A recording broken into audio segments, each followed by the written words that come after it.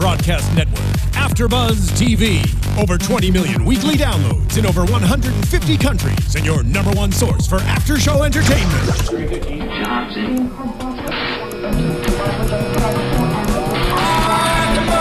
AFTERBUZZ TV, the destination for TV superfans, producing after shows for over 300 of your favorite TV shows, interviewing celebrities and showrunners, and bringing you behind-the-scenes exclusives. All thanks to E! Entertainment's Maria Menounos, producer Kevin Undergaro, and internet leader Akamai. Now, let the buzz begin! Let this song play for a second. Take it in.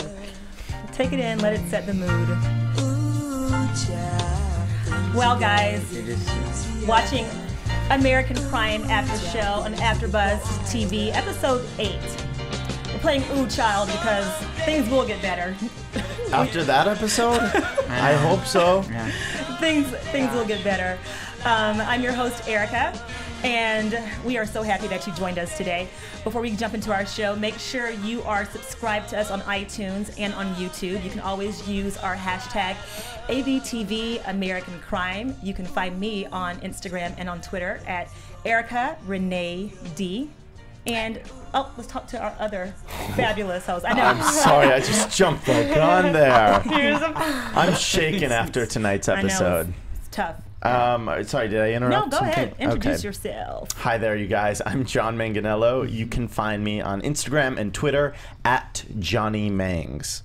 And hello, everyone. I am Lindsay Douglas, and you can follow me on Twitter and Instagram at Doug Ventures. Thank you. Was happy to have you back. By the way, I haven't seen you in a while. We missed you. Yeah, we missed you. We finally have a full panel. Sorry. Yes. Hey, we're all here. Cut me off of my intro hinges. Hey guys, I'm Nicholas Grava. You can follow me on Twitter and Instagram at Nicholas Grava. All right, guys, the gang's all here. We are ready to jump right into this episode. Let's start off with how it ended, with the protest. For me, that was a very poignant moment because it mirrors so much of what's going on in America right now. And we were talking as a panel as we watched about why maybe American Crime is not doing, tremendously well in the ratings. And we decided as a group that it's because what's going on is a direct reflection of what we're actually experiencing when it comes to crime and how people perceive crime and how people are oftentimes unjustly accused. But I think the last scene was very powerful, almost to the point where I was near tears. Like I was like, I don't know if I can carry on today. Same. Yeah. It was haunting, and I think you're so right. It reflects exactly what's going on today. We saw signs in that protest with Trayvon Martin's name. We saw the hands up, don't shoot. Some of those things are so timely, I thought maybe they had to insert them as insert shots. Because I noticed that the hands up don't shoot was an insert shot. It was an extreme close-up, and I'm wondering if they decided to add that in later. Regardless, it doesn't really matter because it's so poignant, like you said, and it's so it's such a reflection of what's going on in society today. And yeah, I mean, I think we're all here in it feels a little somber today after that episode. It does. We were all very quiet.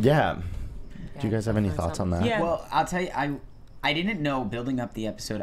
I knew something was going to happen. I didn't know how far they were going to be taking it or what we were going to see this episode. So when it came to the end, and as they were marching forwards and everything was sort of building up, we had seen Barb do whatever Barb did. We'll talk about that later. Right.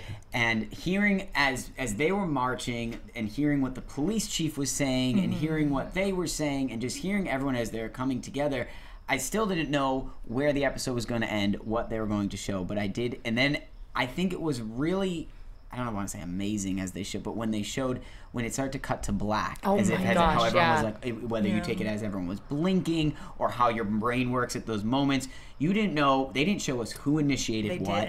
They just showed everyone's built up, anger, whatever it is, going at everybody. And I thought that was really realistic of how to portray it because, yes, once someone does that first move and then everything just explodes, but you see where everyone's basically fighting at that point, and who, was there somebody they say going in that they didn't want it to be violent. Both sides Right. say that, but yet both sides begin in, you know, yes, one person started, but then everything results into violence. Right. See, and I didn't. Again, the blackout, the little inserts of being blacked out. We don't really know what happened, but I didn't really see anyone being violent. The only people that I saw being violent were the police. Of course, you know, the white marchers were saying separation is right, and you know, the black marchers were saying, you know, justice for Carter, justice for Trayvon. But I mean, those are words. Now, of course, words can incite violence. Yeah. But the only people I saw being violent were the police. Yeah. And again, you know, art imitates life, and I think that we've seen that with Ferguson and with, you know, other marches with, well, maybe not so much with Walter Scott or with Eric Garner, but particularly with Ferguson, I think we saw a lot of police violence even before protesters became violent. So unless we missed something when the blackout little inserts were placed, only people I saw being violent were law enforcement. Yeah, and a lot of the shots. Oh, so the lot of shots were like, yeah, you're right. Law enforcement had people, you know, had to grab them or, you know, different sort of positions. I would agree, though. I think it's more critical of the police force than the two parties involved, which I think is really interesting, because I think that is indicative of where we are today, where people cannot trust the very people who are meant to serve and protect us. Who's policing the police? Right. Yeah. Exactly. Well, and then it becomes, that's what people say, it's, you know, it's our job as a society to police the police, and that's why a lot of people will be videotaping, and that's our right. And you know, you can, even at the airport, you can videotape going through TSA, all that stuff, because it's our job to check in on, you know, what they're. One of the Muslim protesters, well, I'm not sure if he was a Muslim protester, but he was a black protester, went up with the camera and got in a police officer's face. And I thought that was interesting. The reason I say I'm not sure he was one of the Muslim protesters is because there was just that big speech by the pastor saying, be peaceful, be peaceful. And his actions weren't the most peaceful. They were charged and enraged. So I'm not sure. I still think that whole scene, I just felt a lot of angst, and I think it just is playing on our real emotions and real things that we have been feeling over the past couple months, especially, you know, over the past year. So, I mean, I actually really liked artistically how the shot was. It was like the black. I was like, what's going on? Why can't I see? Okay, I want to know what's happening, because we want to know, and hopefully they'll cover it like next week. Tell us. Also, I want to say, and I think we mentioned it, Barb being there. I found that I want to say unnecessary, or even searching for trouble at that point, because you already know everyone's opinion. You already know where you guys stand. You've had quick interactions. Right. So why go there and put yourself in this situation? At that point, I think that's another thing that will raise everyone's temper up. And in these situations, it's really sensitive to, especially when you have cops fully loaded in, you know, riot gear and guns and horses. Everybody is on edge. And I just think the slightest thing, like, was it a gunshot? Is that what we are assuming that's it what was? the caption said. But about Barb being there, I'm not particularly taking her side, but she wants to preserve and to uphold her son's memory. So I get why she's there, and I also want to commend her for not marching along with the protesters who were saying separation is right. You know, with her, I guess we can jump back to her epiphany of being, when she asked, am I racist? So she's starting to, it seems like she's starting to come to and to start getting a grasp of, you know, her shortcomings. So I don't have a problem with her being there, because she didn't seem to me like an agitator. Yeah, I think you're right. I don't know. I thought something was going to happen with the gun she bought. You really. Well, she was going through that gun shop. I'm like, oh no, oh no, because the fact of the matter is, me personally, I will never be a gun owner, and I'm not suggesting that Barb should either. But I do understand her fear, not necessarily her purchasing the gun, but I understand the fear that motivated her to purchase the gun, because. She had something, maybe a rock or something thrown at her window at the beginning of the episode. So, I actually think there's this great quotation I love that goes, no one's the devil here, we're all just trying to get along. And I kept thinking about that in the episode tonight. Like, it's really not, at this point, let's not talk about the previous episodes. At this point, we're so deep in this drama and in this conflict that it's hard for me to place blame on anybody. Because you yeah. said, like, Barb didn't really do anything terrible tonight. In fact, she was self-reflective for the first time maybe ever. She was. Yeah. Also, the black protesters didn't do anything wrong either. They were peaceful. Now, obviously, that's a general blanket statement, but for the most part, they seem to be peaceful From what we saw, from what we saw. Oh, absolutely. And speaking, Johnny, of introspection, Russ, I think his storyline today really culminated, I thought, in a character who's setting an example of trying to be introspective, someone who's trying to look at his past and do better by not only himself but by his family. And I feel empathy and sadness for Russ, because all of his efforts to achieve normalcy are thwarted by his co-workers, by Mark, by Tom. Everyone keeps knocking him down. To me, of everyone who's going through their daily demons, I think Russ has really started to face his demons. Yeah. But no one's on his side. he saw his son's blood splattered on the wall. Literally facing. Yeah. Every Russ scene, I'm like, oh my gosh, no, I don't want another Russ scene. Like, I just have so much pity, and I just feel so much sadness for him, because he doesn't deserve the treatment he's getting. He deserves forgiveness, especially from his family. And it's like, it takes so much, I think, for someone and it's like to admit their wrongs and to come face to face with it and to admit it to the people that they hurt and they love most, you know. So it's just like sad as a character to just see his family just mistreat him so poorly. Here's my thing also with Russ, and I think it also connects to Hector in a way, is yes, whatever his past was the past, and he himself is trying to move on. Similar to how Hector, when we saw the scene when he moved, he wanted to be able to support his family, he wanted to do things, but things from the past or whatever it was, you know, now Russ, every time he goes and fills out an application, has to say, have you ever been committed to crime? Yes. That is something from the past that will always push him in a certain life direction.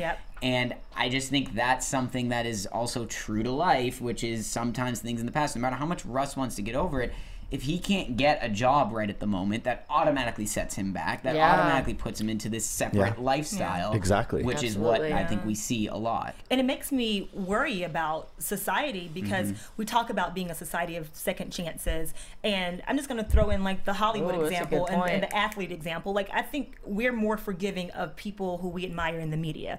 We're more forgiving of an athlete who commits a robbery or who assaults his girlfriend, or if someone gets a DUI, some celebrity gets a DUI, like, we're still watching their movies and patronizing their films the next day. But when it comes to the people who actually love and care about you, we give them a hard time. Like, we're giving Russ so much grief, we're giving Hector so much grief. Oh yeah. And again, I'm not saying Hector is a perfect example of a person, because obviously he's had a very checkered past, as has Russ.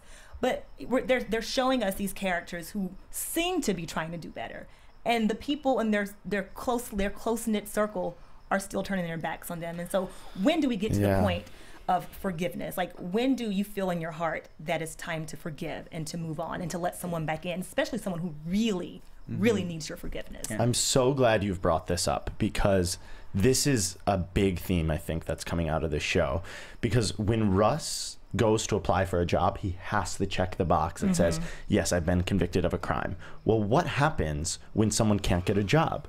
They go back to the things that make them a convict. Need to live. They need to survive. They steal. They do drugs. They fall into this trap. And that is clear. We know in this country, I mean, it's proven that incarceration leads to homelessness. Homelessness leads to incarceration.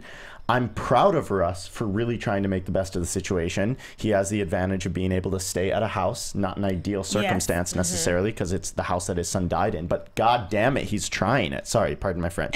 But he's trying. Imagine it's a testament to imagine what it would take to literally say, I want to move into that. Obviously, he doesn't want to say that. He doesn't want to go through that. And even at the end, we see him on the bed, but he moved the mattress. He's sitting on the box spring because clearly he's not even wanting to, this is his last resort. And everyone around him, he knows, is judging him off of that.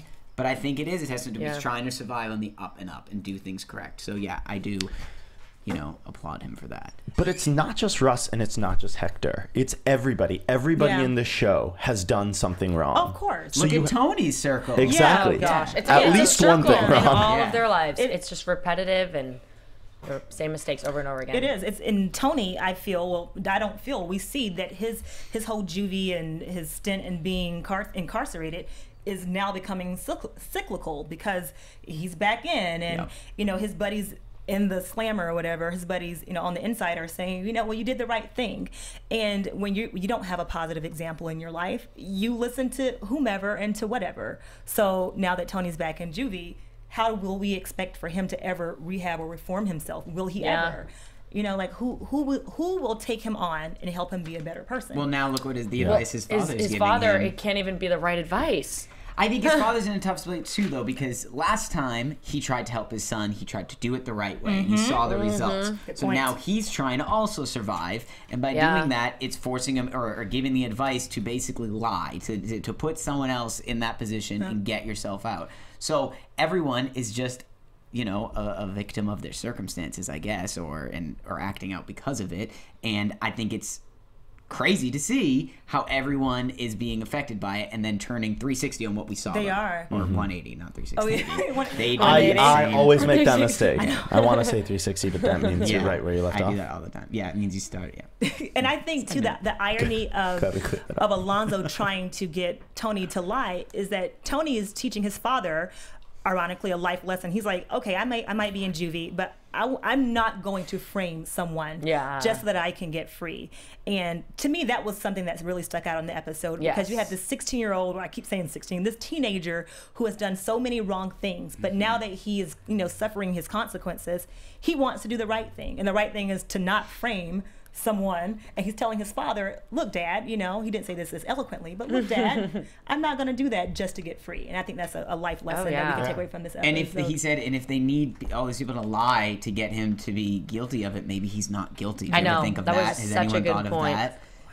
Man, That's what he said, yeah. That's profound, yeah. I missed that. Yeah, he was saying that right at the end of his convo. When he was sitting with his dad. He said, you think if they need all these people to lie, maybe he's just innocent. I was taking notes furiously during that scene, so sometimes you ever do that? Yeah. Oh, yeah. Yeah, and you miss stuff. Oh, yeah. You're getting popcorn or whatever. That's right, guys out there. And I just want to make a little comment. When we're watching this show, we're not only watching to watch, we're watching, we're analyzing, we're taking notes, because we want to make sure that we have the best discussion possible. So sometimes we do miss cues that, that are really important to the show. But that's how we have you guys out there to tell us what we missed. Keep us straight. In such a polite and nice way. I do think there's a thought. I want to speak on that for a second. I do think there's a thought that we don't like being told when we forget something. It's not insulting to me. I love hearing when people say, "Oh, you forgot to talk about this," because then we'll bring that up in the next episode. Well, and it's no more our show than theirs, so I think it's good that we all do share it. That's and we want an open discussion, not just 4 opinions. And something that we did not get a chance to touch on last week, which was really, really important, was Aubrey. I wrote on our noteboard today. I just want to punch her. I want you to jump in on this, Lindsay, because Aubrey, no, I don't. Not violence. Sorry, we're not violent. I'm just kidding. Well, you can want to punch her. I think Aubrey is ride or die, and I think that Aubrey and Carter represent what we in society look at as wrong. They're drug addicts. They look sleazy. They look dirty, but essentially, they have the kind of relationship that I think everyone wants to have. But then the antithesis of that is their Aubrey's mom and dad and her brother, who looks super clean cut, super Brooks Brothers buttoned up, and Tom and Eve and Russ and Barb. They represent what we think in society is right, but they're all messed up too. Carter and Aubrey represent what we think is wrong. But at the end of the day, they, I think, have the most profound connection, love, and respect for one another. Connection or addiction? Okay. I still think that even that her interaction with her mother, and she's just like, I want that feeling and that, and she was describing their relationship and was just like, that love. And I mean, it was kind of hard to understand because they were both talking at the same time. But I love how they do that in the show, because obviously in life we do that. We do that. We overtalk each other. We do. Yes, you're giving something up. Everyone might get everything, but I love that. Yeah. But from what I understood from her character, her connection and feelings for him are just so beyond. I think, the normal level of intimacy almost to an addiction because she has such an addictive behavior, and she's like, no, he's my best. Like I would put him before my family, before all of you, which to me, like, that speaks way louder than like realizing, okay, maybe I'm doing something wrong in my life. Look where I'm at. I'm in this hospital. I could go to jail. You know, she's not being realistic, and it's just, I think it speaks to just her addiction problem in general, you know, just straight down to the bone. Johnny? Yeah, no, well, because I agree with you in many ways. Like, they do have something real. I think that's true. I know there was someone in the comment section of a YouTube video after I said something similar to that, saying, I'm not sure it is real love. I think it is just, you know, more like what you were saying. So I think it's a little bit of both. I think that just like every other character in the show, there's good things and bad things going on here. Good and bad. I think, real love or not, I think it's the most loyal two characters that we have for each other. Too. Whatever their Whatever their, you know, motives are, I don't know, and I don't think anyone will know for sure, but I definitely think the two most loyal people. I think, and also we both had a thought when she was talking of why she was so adamant about him not being able to go to jail or him not being able to get committed of this. Oh, yeah. Johnny was like, hey, what's up? Like, what's going on? Why don't you share what where the heads went? Well, because they're like, we know, her mom comes in and is like, hey, we know we have the gun, right? Yeah. And so they know that Carter used that gun, and she goes, no, they don't know that because he didn't touch the gun. She said, and I'm like, well, how do you know and that? she is Unless so real you were now. touching the gun. Did anybody else get that, or was that just... I did. No, I got we that. definitely got that. Definitely. And was it Sean? Was Sean the guy that Aubrey attacked a few episodes ago when she like slashed him with the razor? Was his name Sean? I think his name was Sean. If it wasn't, we're just Sean. So the guy that Aubrey... just give him a name. The guy that Aubrey attacked with the razor. Boy like, we've seen that Aubrey has a violent side. I mean, she's not, you know... Yeah. So if that at all was any implication of foreshadowing for what's to come, perhaps her violent side made her attack Mark. That's so true. Violent lies against her own brother, like, and she like is trying. She's almost believing. But them. is it a lie? I see. You know, I thought it was a lie. See, I don't think for a second. I don't think for a second that it's a lie. You don't think it's a lie? I don't think that. I don't know. From his reaction, I would guess that it's a lie. I honestly don't know. I'm not sure if it's a lie. Like, I don't know. I really don't know either way. I'm going to guess it's a lie. 2 episodes ago, someone in the comment section of YouTube, see, I read these things. I know really you do. You're good at it. Said, walking commenter. I just have no life, so I'm on YouTube all day watching Ellen videos and American Crime AFTERBUZZ. What was I saying? Oh yeah, so 2 weeks ago when we were first introduced to her brother, we on the panel I don't think mentioned that there was some like sexual undertones, but someone on the YouTube comment said, I think there were some sexual undertones between the brother and Aubrey. See, I didn't pick that up. So I do think there might be something to that because even before she made those claims, people were talking about it. Just there was a vibe. And I think this again goes to how we don't like to discuss what's uncomfortable. It's just easier for us to believe that Mr. Button Up with a college degree, with a job, the good son, wouldn't do anything like that. And I think that's what happens in families oftentimes. You have the person who on the outside is looking like the most respectable person or the child or the sibling, and you don't want to believe that that person could be capable of molesting someone else in the house. And that happens all the time. It's always that uncle or that, you know, that aunt or that cousin or that whomever in the family who everyone trusts. So that's why I believe it. I mean, again, Aubrey's a drug addict. She has her own problems, her own issues, but... Well, and that's why I don't believe it. Okay. You know, is like, you can't trust a drug addict. You know, I know I've said that before. But which came first, the chicken or the egg? Is she a drug addict because she had this abuse, or is she... Are they actual siblings? Lying about the abuse? I think are they she's step adopted. siblings? Or She's adopted into the family, I believe. Okay. Yeah, so, but not that that makes it any better. I just wasn't sure. And I like what you said too, Johnny, about, you know, maybe her misbehaving was a result of being molested, you know? So absolutely. I mean, I don't know. Yeah. Right? But it's a good question. That brings a whole other angle in I didn't think of. I blame the brother. I blame you. Let's talk about Aaliyah. Aaliyah continues to show I think, such strength and such resolve. Now, this could be a biased opinion because, of course, in the episode, all the authority figures are calling Aaliyah an agitator and that she's, trying to incite confrontation. But I think that she has shown such composure and poise while at the same time such compassion for Carter. Because the confession that Carter gave last week, whether or not it was a confession or not, Aaliyah again could have washed her hands of him.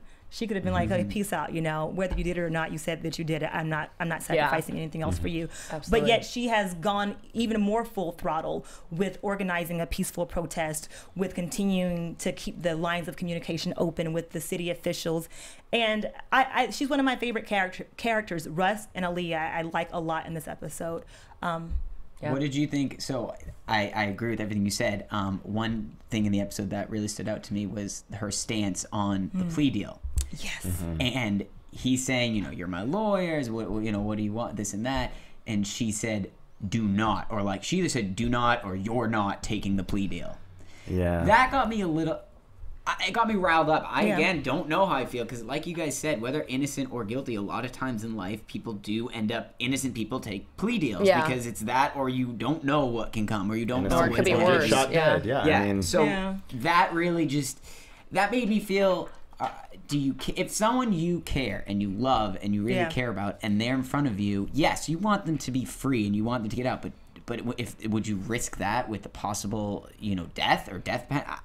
I don't know that I would. I play things safe, obviously, in life, so it scares me. Clearly, that shows through this opinion. But well, don't ever commit a crime. Yeah, exactly. I have a thought. Go ahead. I have a big, and I've been hatching this plan for a couple episodes, but I bit my tongue because I actually like Aaliyah a lot. Okay. I do. If you have to preface that, I want to hear what this is about to be. Well, there's a but. There is a but. There's a definite but here. I'm not sure, Aaliyah. I'm not sure. I'm not saying she isn't. I'm not sure Aaliyah is doing this for her brother. Oh, okay. And here's why. Her brother and her did not have a strong relationship before this series started, right? In fact, she didn't even come in till a couple episodes in. So she was not a strong figure in her brother's life. Yes.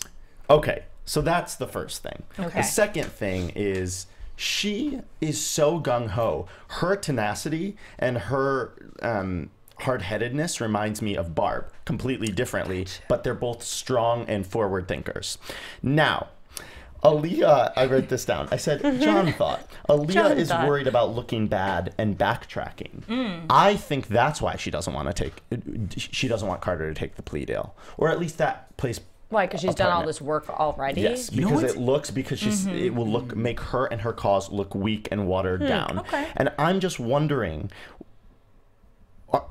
isn't she worried? If she was truly worried about Carter, I feel like she would want him to play it safe, especially given all the stuff they have on him. And the lawyer said it could be way worse, right? If he didn't take it. So I feel like it's crazy to risk it. I don't know. I have to say something really quick, and this could be totally off, but in the episode, I kept seeing, this is weird, I kept seeing the train. The train was always, and I would hear it, I would see it would go past Barb, it went past the protest, it just kept happening. And you just said, like, she's on track of something and she won't stop. It was weird that we kept seeing a train going full throttle the whole episode. Yeah, so, yeah, I don't know. That was what I kept seeing, and maybe I don't know. So no, John, I think that's smart. You and I are going to fight because, again, I understand what you're saying. I'm not gonna fight. I'm not gonna fight. I'm not sure I feel this way. I just want to talk it out. We're gonna have I need to come over there. We're gonna fight after the show, maybe on the show. Okay. I do like. I think you said that Barb and Aaliyah are the. Was it you or you that said they're the same person, but like on opposite? Okay, I agree with that. They're both so strong in their causes, and I think that you can have a cause and still have a real concern for the person who's becoming the metaphor for that cause. Totally. So even though I think that Aaliyah wants to not backtrack, she doesn't want to look like a fool in front of her church community or in front of her community, period. I still think that at the soul of her purpose is to help her brother, but as a side story to helping her brother, Yeah. this I don't want to say circus, but all these other extracurricular activities. I are agree with happening. that. I'm Yeah, I totally agree with on that board with also. that. I don't think she doesn't care about her brother at all. I hope that's not what it sounded like. And also, I should say, as a caveat, I don't think her and Barb are equal in terms of who's worse. I mean, I think Barb is pretty... I can't use a swear word. I was going to say the S word. Barb's pretty shitty. You know what I mean? Yeah. I don't think yeah. Aaliyah's a shitty human No, I've always been a jump in, fan of Lindsay. Aaliyah. I definitely think I could see where you're coming from, but I think that she more has good intentions for her brother. I think based on her faith and religion, I But think look that's at what also she came pushing. in with. The first scene that we saw her, she was all about trying to preach what she had or what she That's wanted true. him to do. Well, She was sometimes pretty people preachy. sometimes Yeah. people with strong faith can just get preachy about it. They might feel that they have it all and that they want to share it, especially with their loved ones. So yeah, you really know? don't know where. But So, like, across you the don't board, I know- think that's annoying. Yeah, Yeah, I it mean, can be I'm not like, annoying. yeah, it definitely can. I mean, maybe she thought he had more tolerance for it because it's like her brother. Yeah, maybe. But again, I mean, he's not wanting to hear that when he's in jail. I don't think anyone's Right. like, oh, I don't want to be preached at right now. I just think that her intentions are good regardless of the way she went about it, you know, and maybe she's morphed into the second, I kind of agree with what you were saying, more of the sidetrack of like, okay, well, maybe I can help with this and help my church and it's helping this whole cause. I'm organizing this peaceful protests and all of that. So I don't know. That's kind of. Did you guys see the right as the protesters were coming in and Barb they cut between Barb and Leah like twice. Oh, staring Just at each staring other. at each other. Were they staring at each other? I assumed it was. I mean, Yeah. we really don't know, but I thought that was a really like human time for both of them. Totally. And a really like a vulnerable space. Like, I didn't see either of them.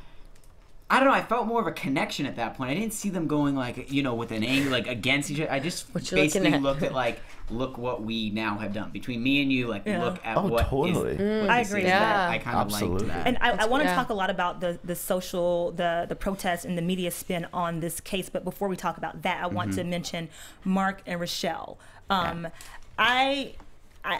When Mark was speaking with Tom, and Tom was like, "Oh, your dad, you know, lost his job or whatever," and then Mark corrected him and said, "No, Russ." I like the contradiction in that scene because while Mark is still somewhat disassociating himself from his dad, he still put forth every effort to help his dad get. Oh, I lost my feed. Me too I lost for a my second. noise. I can hear it. Can you still hear? Yeah, can you guys not really hear? We can't hear. We're having a little technical difficulty, but we're gonna pretend that you guys can hear us even if we can't hear ourselves. Yeah. You're definitely on. Okay. Okay. So yeah, I like. You're fine. Sorry. Okay, awesome. We got the thumbs up. So I like that Mark, even though he's still making every effort to disassociate himself from Russ, still did the very family-oriented thing by helping his dad get to that house. So I think that hopefully Mark is coming around to having a heart for Russ. And you know, Rochelle, we love Gwendolyn Yo from last week. Yes. I know it's hard to separate her from her character. It for is. anyone Now that we know her. Yeah. But Rochelle is still another example of a strong woman of color, if you will, who's standing very steadfast in her, you know, in her opinions and in her efforts to be Mark's wife. I admire that. Yeah. I did admire her character. I was even with, I mean, I can't even imagine coming into a family like that. The dysfunction is very real. And to just straight up be told that from her mother and their future mother-in-law was just hurtful. It does take a strong woman and person to deal with that. Can you imagine jumping into this drama, not only having to meet the parents, but like meet these parents? Yeah. No, but I And think this she, whole awful horror show Right. of whatever's going on. I think she does it in a really unbiased way though, because no matter what Mark has said to her about Russ, she even wants to sit down and at was the time, open do you to want to him. have a conversation with your son? She seems pretty unbiased and level-headed, I think. Absolutely. Almost one of the most level-headed people we're seeing. I don't know if it's just because she's detached from the situation at the moment, that it's easier for her to look in than obviously the people involved, but... And remember last episode when Barb asked if her parents were proud of her, Rochelle said they were proud. So she referenced them as past tense. So maybe we'll see eventually something happen in her own family, that maybe her parents passed away, or maybe she doesn't talk with them, or maybe she doesn't communicate with them because of some kind of falling out they had. But I think that's something we have to make a mental note of. And you, Johnny, a couple of weeks ago made a prediction about how the media and how social media would play a part in viewing this crime, and with the protests and even the very opening scene where Carter was being grilled by the reporter. I think we saw how impactful the media can be when it comes to any topic. Like, the media spins everything and anything, and that reporter basically hounded Carter to the point where idiot that guy was. You know, and we say idiot, but like that happened. I would call everybody who does that on the news an idiot, because that's moronic. And it gets like the city council, the governments, like it gets them to overlook things or change things. It's like when you get changes the story. A huge media presence in there, oh my gosh, it changes the entire story. That reporter in the first scene who was hounding Carter about, well, if black people are getting violent, it will take attention off of you. What? I was like, what are you talking about? Yeah. If your side is violent, that's going to do nothing for you. He was just spinning that like the sensationalist media pundit talking heads do all the time. I'm very passionate about this. You don't care at all. But I mean, whatever. I agree. I think that especially the media, there is just like one story that they'll stick to, and you know, they just love to spoon feed that. Depending on which channel you watch too. That's the thing. And that's I don't know. Each channel though, I feel like something different. It's something different, but they all stick to some sort of mainstream point, and that's it. You know, and it's hard to get differing views on things. Like you know, I mean, I've kind of given up on mainstream. Nick, you were going to say that. Yeah, well, I was just going to say that I think I'm just piggybacking on it, but I think each reporter is bringing exactly what they want to see. And then the thing is, at the end result, when someone's sitting at home or watching the news and just hearing some answers or just hearing that's how we then will start to build our perception of this character when we're seeing this actual process happen and it's not accurate. No, absolutely. And I think accuracy also is relative, because I think that when we watch the news, just it's human nature to associate yourself with what most reminds you of you. Oh, absolutely. So, for example, when the city officials were talking about being agitators or, you know, causing conflict, Aaliyah was like, I don't have any interest in causing conflict. I just want to have a peaceful protest. And so basically it all comes down to your own personal life experiences. And, you know, I can say, like, I think that before protests, you know, become violent with, you know, police overforce, for example. I keep going back to Ferguson, but this episode today, the protest reminded me of the Ferguson debacle, if you will. It absolutely did. And I think that we so often look at people of color as being agitators when it comes to protesting. And I say this because, you know, I attended the University of Georgia, and this is not a slight to my college, but oftentimes, like in the South, when we have big football games or big basketball games or we lose, like kids riot. Like kids will riot on campus, and they will burn trash cans, they'll tip over cars. We see it year after year after year, whether they win or lose. Like, and a lot of these, you know, big schools in the South are predominantly white. And you don't see the media spin these fraternity boys and sorority girls who are turning over trash cans and lighting them on fire as agitators. Right, you see them as ding, ding. young hipster college students, but that, you know, when you have protesters in Ferguson or on this episode today, fighting something important, something that's actually for a cause, and they're actually being nonviolent, you say, oh, they're agitators, they're causing conflict. So again, I'm saying all that to say that when you watch the news, you most closely associate your feelings with your personal experiences. And I think that it's hard to separate that, but it's our responsibility as adults to read and to research and to investigate and to talk to people of different backgrounds to get people's perspective so that you won't make a rash judgment. I mean, I have nothing to say to that. I think that was beautiful. Can we talk about Hector before we wrap up? Yes, do. Go.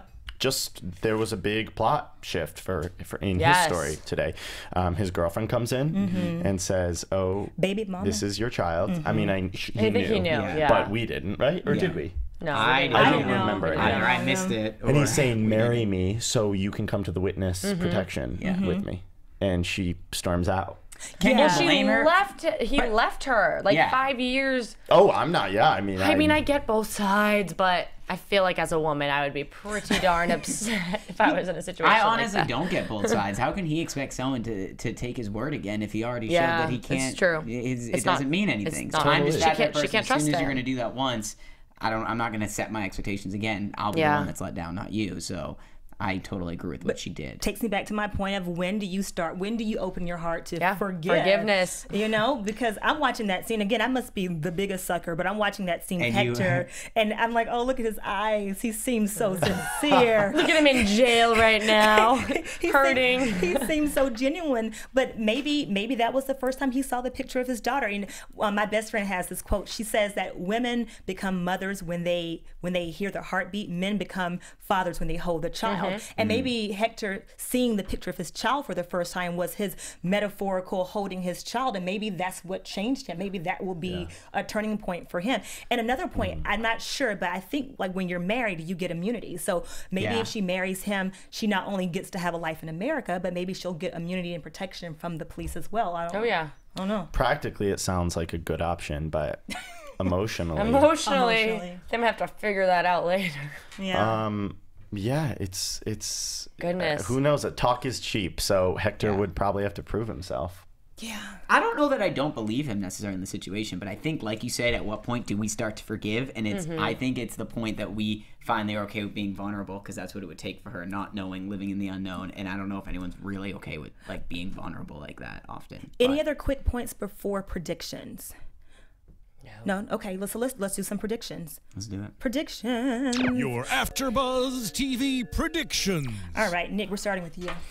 Predictions. You guys, I honestly don't know. I really am just unsure. I don't have any strong predictions besides just my own wants, which is I want to see what this now, the current protest, how it ended, how that is now gonna, wave and echo into the case and what it's gonna do. That's really all.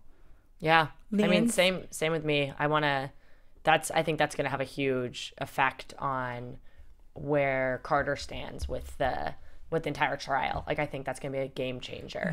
So who knows if Hector will even get affected by that, or Tony? Like, who knows how far that's gonna go down. Is it gonna bring him to the forefront, or what's My prediction, and this is maybe hopeful and a romanticized prediction, is that maybe people start to be a little more self-reflective, because I did not expect that in today's episode. I know, I thought people took it a caught moment. us off guard. Tony saying, "No, Dad, I'm not gonna lie." Barb saying, "Oh, am I racist?"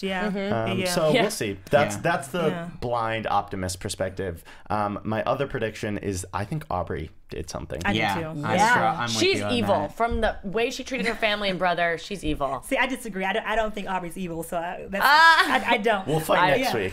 Okay, Tune in next week. My prediction Evil or not. is similar to yours, Johnny. I think that Barb will continue her efforts to be introspective. We didn't talk a lot about that, but she did have her epiphany of thinking that she's racist, and maybe her epiphany will allow her to maybe develop a relationship with Aaliyah. Maybe they can see eye to eye. Wouldn't that be nice? I'd love to see that's that. my prediction. Okay, guys, we hope that you enjoyed the show. We know you enjoyed the show. Erica Renee Davis, follow me on Twitter and on Instagram at Erica Renee D. Follow me at Johnny Mangs on Twitter and Instagram. And if you follow me, we're going to tell you some big news later in the week about a very special guest. So follow us, okay, at Johnny Mangs, and we'll tell you about that later this week. Follow him. It's very important. And follow me. I'm Lindsay Douglas. Follow me at Doug Ventures on Twitter and Instagram. And you can follow me on Twitter and Instagram at Nicholas Grava. And guys, make sure you follow us on AfterBuzzTV.com. Hashtag ABTV American Crime. Follow us on Twitter, Instagram, YouTube. Watch, subscribe, comment, iTunes. We will see you next week. Get out a pad and paper. Write it down. We want it all. That's right. Until next time, guys. See you later. See ya. From executive producers Maria Menounos, Kevin Undergaro, Phil Svitek, and the entire AfterBuzz TV staff, we would like to thank you for listening to the AfterBuzz TV network. To watch or listen to other after shows and post comments or questions, be sure to visit AfterBuzzTV.com. I'm Sir Richard Wentworth, and this has been a presentation of AfterBuzz TV. Buzz you later. The views expressed herein are those of the hosts only and do not necessarily reflect the views of AfterBuzz TV or its owners or principals.